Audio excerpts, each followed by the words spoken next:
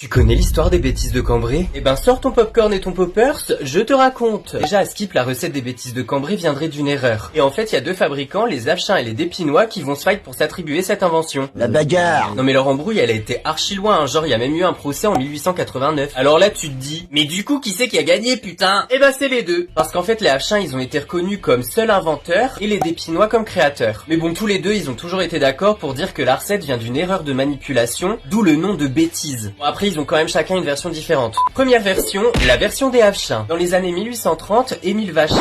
J'allais dire Vagin, non mais ça va pas du tout Maxime. Avchin. Dans les années 1830, Émile Avchin, qui est apprenti confiseur chez ses darons à Cambrai, fait une grosse connerie en préparant des berlingots parce qu'il fait tomber de la menthe dedans. Oh le con! Alors pour pas se faire défoncer et éviter de prendre un coup de babouche par Daddy, il décide d'étirer la pâte jusqu'à ce qu'elle blanchisse. Bon bah du coup ces darons qui sont pas au courant de la boulette qu'il a fait, ils les mettent en vente, et les clients ils vont tellement kiffer que la semaine suivante ils vont redemander ces berlingots qui avaient si bon goût. Alors les darons ils vont demander à Émile sa recette, et ils finissent par la commercialiser. Le bazar il se vend tellement bien que plus tard Émile y créera officiellement les bêtises de Cambrai. Version numéro 2. Bon alors là c'est la version des Dépinois qui est clairement la plus courte, parce qu'eux ils disent que c'est Julie Dépinois qui a inventé les bêtises de Cambrai à cause d'une erreur de dosage et de cuisson. Voilà. Depuis 1992, les bêtises de Cambrai font partie de la liste du patrimoine culinaire du Nord-Pas-de-Calais, et depuis 1994, elles font partie du patrimoine national des spécialités françaises, au même titre que Nabila. Non mais allô quoi.